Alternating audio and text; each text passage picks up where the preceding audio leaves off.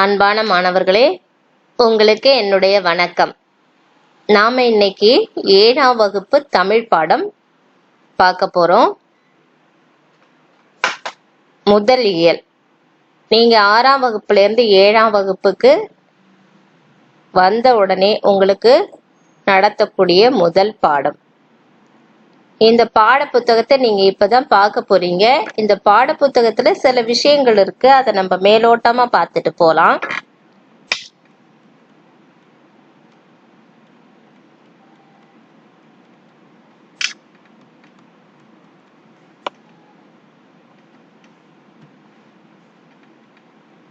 பாருங்க, 7ஆம் வகுப்பு தமிழ். இதுல முகவுரை கொடுத்திருக்காங்க. எல்லா புத்தகத்திலையும் நமக்கு கொடுத்திருக்கிற மாதிரி தேசிய கீதம், தமிழ்த்தாய் வாழ்த்து இதெல்லாம் முதல் 2 பக்கங்கள்ல கொடுக்கப்பட்டிருக்கு. இந்த பகுதியை நீங்க கொஞ்சம் கவனிச்சு பாருங்க. நமக்கு இந்த புத்தகத்துக்கு உள்ள இருக்கக்கூடிய உள்ளடக்கங்கள் எப்படி இருக்கு அப்படிங்கறத ஒரு மேலோட்டமா பார்ப்போம். புத்தகத்தை விரிச்ச உடனே ஒவ்வொரு இயலையும் நம்ம பார்க்கும் பொழுது எப்படி இருக்கு, இது கற்றல் நோக்கம். இப்ப நம்ம இங்க கொடுத்திருக்கிற 5 என்ன, கற்றல் நோக்கம். இந்த 5 வழியாக பாடப்பகுதியை படிச்சு நாம பெறக்கூடிய அந்த திறன்களுக்கு பேரு கற்றல் விளைவுகள். கற்றல் விளைவுகள் பின்னாடி தான் பார்க்க போறோம். இந்த நோக்கத்தின் அடிப்படையில பாடப்பகுதியை பார்க்கலாமா? இயல் 1, எங்கள் தமிழ். இது நம்ம தாய்மொழி. எங்கள் தமிழ் அப்படின்னு சொல்லி நாமக்கல் கவிஞர் இந்த பாட்டை நமக்கு எழுதி கொடுத்திருக்கிறாரு. இந்த பாட்டை படிக்க போறதுக்கு முன்னாடி, நுழையும் முன், பாடப்பகுதியை பார்ப்பதற்கு முன்னாடி சில செய்திகள் சொல்லப்பட்டிருக்கு, அதை நம்ம பார்க்கிறோம்.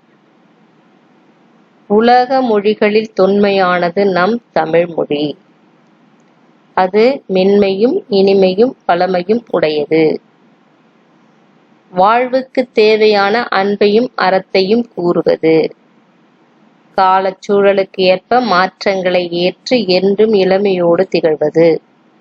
அத்தகு தமிழ் மொழியின் சிறப்பை நாமக்கல் கவிஞரின் பாடல் மூலம் அறிவோம். ஒரு முகவுரை கொடுத்திருக்காங்க, முன்னுரை நம்ம கொடுத்திருக்காங்க. அந்த பாட்டுக்கு முன்னாடி ஒரு சின்ன முன்னுரை. முன்னுரை மூலம் என்ன தெரிஞ்சிட்டோம்னா, உலகத்திலேயே தொன்மையான மொழி, முதலில் தோன்றிய மொழி. ஏன் இதை முதலில் தோன்றிய மொழி அப்படின்னா, லெமூரியா கண்டம் அப்படிங்கிறது உலகத்துல தோன்றிய மனிதன் தோன்றிய முதல் பகுதி. அதுதான் இந்த லெமூரியா கண்டம்ங்கிறது.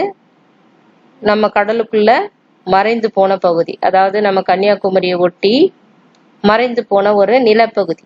அங்கதான் மனிதன் முதல்ல தோன்றி இருக்கிறான். அவன் பேசிய மொழிதான் தமிழ் மொழி.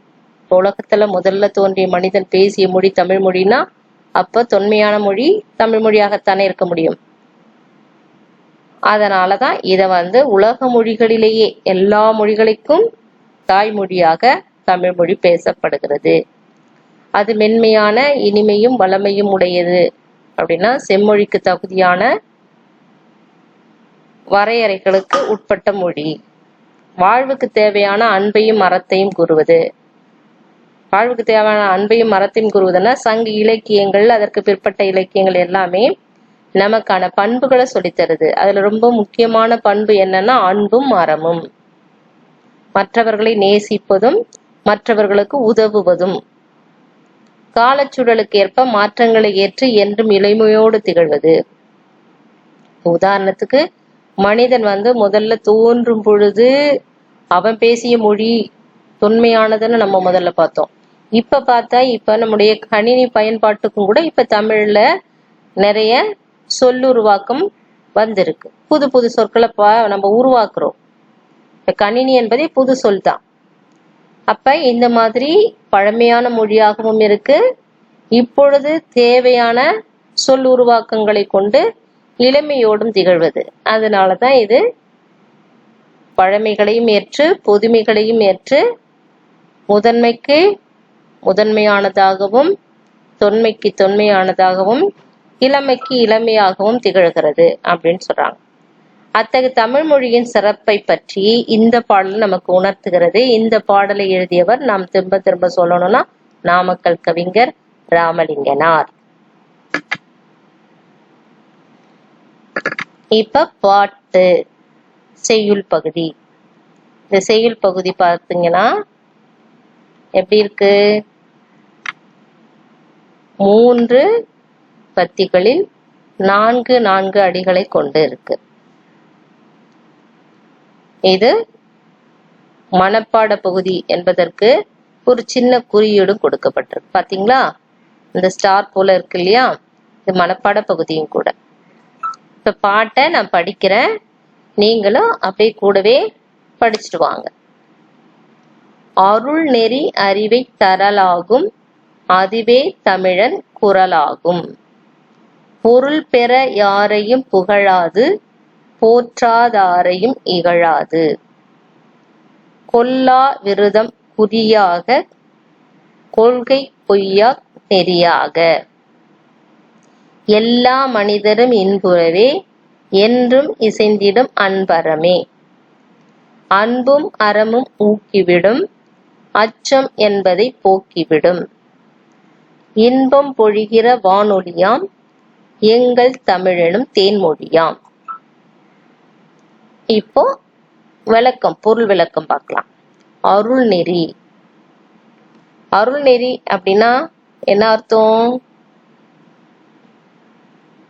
இங்க பாருங்க, இது அழகா எப்படி கொடுத்திருக்காங்க. நம் தாய்மொழியாம் தமிழ் மொழி அருள் நெறிகள் நிரம்பி அறிவை தரக்கூடியது. அதுவே தமிழ் மக்களின் குரலாகவும் விளங்குகிறது. தமிழ் மொழியை கற்றோர் பொருள் பெறுவதற்காக யாரையும் புகழ்ந்து பேச மாட்டார். தம்மை போற்றாதவரையும் இகழ்ந்து பேச மாட்டார். கொல்லாமையை குறிக்கோளாகவும் பொய்யாமையை கொள்கையாகவும் கொண்டு எல்லா மனிதர்களும் இன்புற்று வாழ அன்பும் அறமும் உதவும். நம் தமிழ்மொழி அனைவரிடத்தும் அன்பையும் அறத்தையும் தூண்டும். அது அச்சத்தை போக்கி இன்பம் தரும். எங்கள் தமிழ்மொழி தேன் போன்ற மொழியாகும். இது நம்முடைய பாட புத்தகத்துல கொடுக்கப்பட்டிருக்கக்கூடிய பொருள் விளக்கம். இப்போ அதையும் தாண்டி நாம சில விஷயங்களை தெரிஞ்சுக்க போறோம்னு நம்ம கற்றல் நோக்கங்கள்ல பார்த்தோம் இல்லையா? இப்போ பாட்டை திரும்பவும் பார்ப்போம். அருள் நெறி அறிவை தரலாகும். அருள் நெறின்னு நான் என்ன சொன்னேன்? கருணை, எல்லோரையும் நேசிக்கக்கூடிய, எல்லோரையும் நேசத்தோடு பார்க்கக்கூடிய வழிமுறையை அறிந்து அதன்படி நடக்கக்கூடிய மரபுடையவர்கள் தமிழர்கள். அருள் நெறி எதை தரும்? அறிவையும் தரும். இதுதான் தமிழருடைய குரலே. குரல், திருக்குறள் அல்ல, குரல், வாய்மொழி அப்படின்னு அர்த்தம். இதத்தான் நம்ம தமிழர்கள் அதிகமாக தன்னுடைய வாழ்க்கை நெறியாக பின்பற்றி இருக்கிறார்கள். அப்படிப்பட்டவர்களுக்கு என்ன பொருள் பெறுவதற்காக ஒருத்தர் புகழக்கூடிய எண்ணமும், பிடிக்காதவரை போற்றாதாரை இகழக்கூடிய பண்பும் உள்ளவர்களாக இருக்க மாட்டாங்க. என்ன அர்த்தம்? பொருள் பெற யாரையும் புகழாது, போற்றாதாரையும் இகழாது அப்படின்னு சொன்னா, ஒருத்தர்கிட்ட ஏதோ ஒரு பொருள் நமக்கு கிடைக்குது அப்படிங்கிறதுக்காக அவரை அதிகப்படியா புகழறது, ஒருத்தரை பிடிக்கல அப்படிங்கிறதுக்காக அவரை நாம ஏசுறது, இகழறது, இதெல்லாம் யாருக்கான பண்பு கிடையாது? தமிழர்களுக்கான பண்பு கிடையாது அப்படிங்கிறது அந்த முதல் 4 அடிகளில் சொல்லப்பட்ட கருத்து. அடுத்த 4 அடிகளை பாருங்க. கொல்லா விரதம் குறியாக, கொள்கை பொய்யா நெறியாக.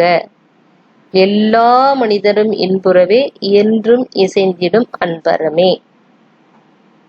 கொல்லா விரதம், மற்ற உயிர்களை துன்புறுத்தாத நோன்பு. நோன்புன்னா நான் எந்த உயிருக்கும் துன்பம் விளைவிக்க மாட்டேன் அப்படின்னு உறுதி எடுத்துக்கிறது. விரதம்னா என்ன? உறுதி எடுத்துக்கிறது. இப்ப நம்ம சாமிக்கு விரதம் இருக்கிறேன் அப்படின்னு சொல்லிட்டு என்ன பண்ணுவோம்? காலையில இருந்து மாலை வரைக்கும் சாப்பிட மாட்டேன், நான் தண்ணி கூட குடிக்க மாட்டேன், பேச மாட்டேன், மௌன விரதம் இருக்கிறேன் அப்படின்னு சொல்லி ஒரு உறுதியோட இருக்கிறோம் இல்லையா? அதே மாதிரி கொல்லா விரதம் என்பது மற்ற உயிர்களை துன்புறுத்த மாட்டேன். உணவுக்காக கூட இப்போ நான்வெஜ்னு சொல்லக்கூடிய என்ன பண்றோம்? சாப்பிட்றோம் இல்லையா? கோழி, மாடு, இதெல்லாம் அந்த மாதிரி உயிரினங்களை கூட நம்ம என்ன பண்ணக்கூடாது? உணவுக்காக கொல்லக்கூடாது. அப்படி கொன்று கிடைக்கக்கூடிய அந்த உணவை நான் உண்ண மாட்டேன் அப்படின்னு குறியா இருக்கிறது, உறுதியோட இருக்கிறது. கொள்கை பொய்யா நெறியாக அப்படின்னா என்னுடைய வாழ்க்கை முழுவதும், என் வாழ்க்கை எப்படி இருக்கும் அப்படின்னா எந்த சூழல்லையும் பொய் சொல்ல மாட்டேன்.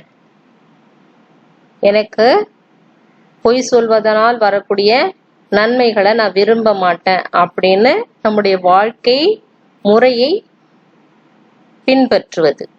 நெறி, வழி, நெறினான வழியை பின்பற்றுவது, பொய்யா வழியை பின்பற்றுவது, பொய் சொல்ல மாட்டேன் என்று உறுதியோடு அதன் வழி நடப்பது. எல்லா மனிதரும் இன்புறவே என்றும் இசைந்திடும் அன்பரமே. இதுல என்ன பொருள்? நம்ம சக மனிதர்கள், நம்ம வீட்டுல, நம்ம வீட்டுக்கு பக்கத்துல, நம்ம படிக்கிற இடத்துல, வெளியும் செல்லும் போது பார்க்கக்கூடியவங்க எல்லாரையும் நம்ம என்ன பண்ணணும்? நம்மை போலவே கருதி மற்றவர்கள் துன்பப்படாமல் இருக்கிற மாதிரி பார்த்துக்கிடணும். எல்லா மனிதரும் இன்புறவே என்றும் இசைந்திடும் அன்பரமே. நான் ஏற்கனவே சொன்னேன், இந்த அன்பும் அறமும் இது ரெண்டும் தானே நம்முடைய பண்புகளில் உயர்வான பண்பு. அந்த ரெண்டு பண்பும் மற்றவர்கள மீது நாம அன்பா இருந்தோம்னா எல்லாம் தானா கிடைச்சிரும். இசைந்திடும் அன்பரம், எல்லாரும் நல்லா இருக்கிறதுக்கு இந்த அன்பும் மரமும் என்ன பண்ணும்? உடன்பாடானதாக இருக்கும். எதிர்மறை எண்ணங்கள் இல்லாமல், எதிர்மறை விளைவுகள் இல்லாமல் இருக்கும். எல்லாமே உடன்பாடானதாக இருக்கும், எல்லாமே விரும்பத்தக்கதாக இருக்கும், எல்லாருக்கும் இன்பத்தை தரக்கூடியதாக இருக்கும். அடுத்த 4 அடிகளை பார்க்கலாம். அன்பும் அறமும் ஊக்கிவிடும். இதுல திரும்ப திரும்ப வரக்கூடிய சொற்களை பார்த்தீங்கன்னா அன்பும் அறமும்.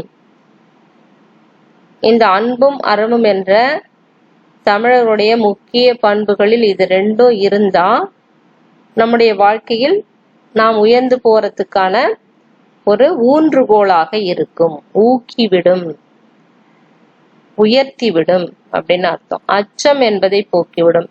அன்பும் அறமும் நமக்கு ஒரு ஊன்றுகோலா இருந்ததுன்னா எந்த மாதிரியான சிக்கல் வந்தாலும் அதை எதிர்த்து நீக்கக்கூடிய துணிச்சல் வந்துடும், அச்சம் இருக்காது.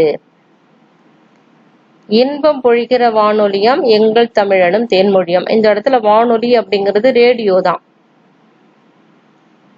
அந்த காலத்துல இருந்தே முதல்ல தோன்றிய ஒரு மின்னணு சாதனம் அப்படின்னா வானொலி தான். முதல்ல தோன்றியது வானொலி.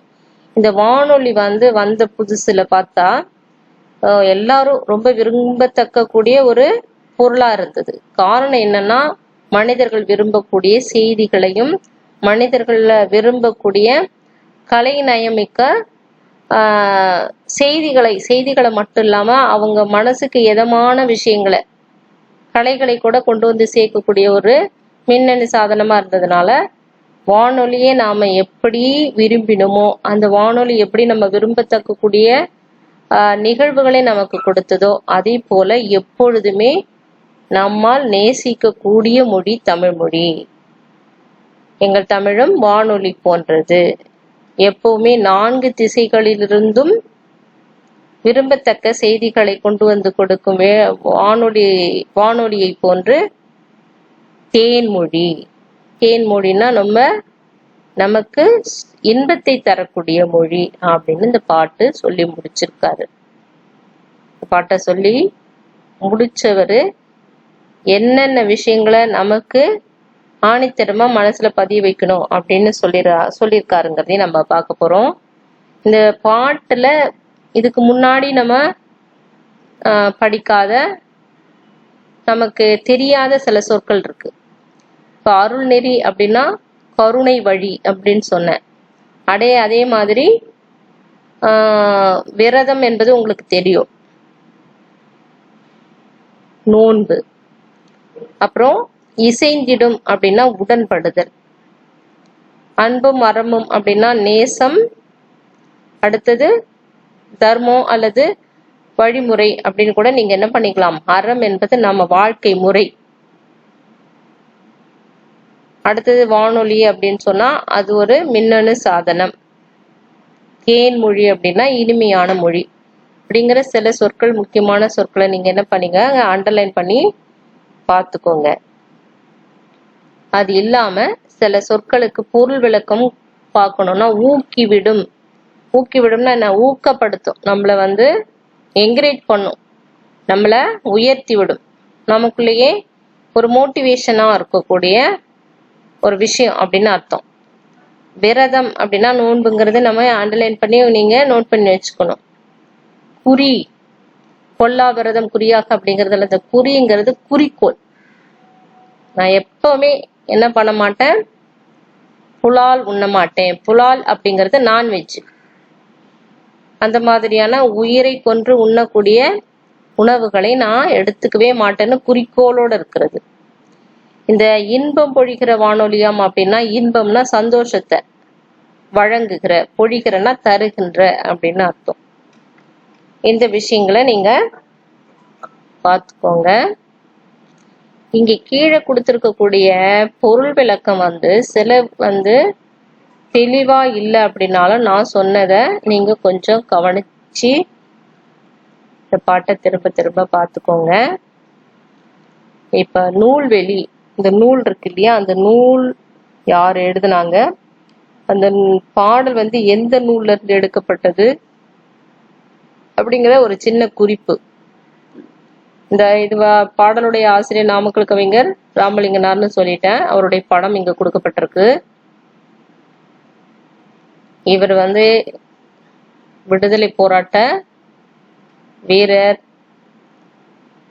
அப்புறம் பன்முகத்தன்மை கொண்டவர். காந்தியடிகளை பத்தி நிறைய பாட்டு எழுதியிருக்காரு. நான் குறிப்பா சொல்லணும்னா கத்தியின்றி இரத்தமின்றி யுத்தம் ஒன்று வருகுதுன்னு ரொம்ப அதிகமா நம்ம படிச்ச பாடின அந்த பாட்டுக்கு சொந்தக்காரரே இவர் தான். அப்புறம் அரசவை கவிஞராகவும் இவர் இருந்திருக்கிறாரு. இவர் நிறைய சிறுகதைகள் கூட எழுதியிருக்கிறாரு, நாவல் எழுதியிருக்கிறாரு. மலைக்கல்லன் அப்படிங்கிறது ரொம்ப பிரபலமான ஒரு படமா கூட வந்த ஒரு நாவல் அது. அவருடைய பாடல் பகுதியிலிருந்து வந்தது. அதாவது நாமக்கல் கவிஞர் பாடல்கள் அப்படிங்கிற தொகுப்புல இருந்து தான் இந்த பாட்டு உங்களுக்கு வந்திருக்கு. இந்த பாட்டை நீங்க முயற்சி பண்ணி பாருங்க. ராகமா பாடுறதுக்கு நான் சொன்ன நினைவிற்கா, கத்தியின்றி ரத்தமின்றி யுத்தம் ஒன்று வருகுது அப்படிங்கிற பாட்டை எழுதினவருன்னு. இந்த பாட்டு எல்லாருக்குமே தெரியும், சின்ன கிளாஸ்ல இருந்தே உங்களுக்கு சொல்லி கொடுத்துருப்பாங்க இல்லையா. அந்த பாடப்பகுதி கூட உங்களுக்கு வந்திருக்கு. கத்தியின்றி ரத்தமின்றி யுத்தம் ஒன்று வருகுது, சத்தியத்தை நித்தியத்தை நம்பும் யாரும் சேருவீர், கண்டதில்லை கேட்டதில்லை சண்டை இந்த மாதிரி, பண்டு செய்த புண்ணியம்தான் பழித்ததே நாம் பார்த்திட. இது காந்தியடிகளுடைய அறவழி போராட்டம் இருக்கு இல்லையா, அத மையமா வச்ச இந்த பாட்டு தான். உங்களுக்கு என்னன்னு கொடுத்துருக்கு, எந்த பகுதியில உங்களுக்கு வந்திருக்கு, கற்பவை கற்ற பின் அப்படிங்கிற பகுதியில வந்திருக்கு. இந்த பாட்டை படிச்சிட்டோம். பாட்டை படிச்ச பிறகு நம்முடைய சிந்தனைக்கு வரக்கூடிய மற்ற செய்திகள் இதெல்லாம்.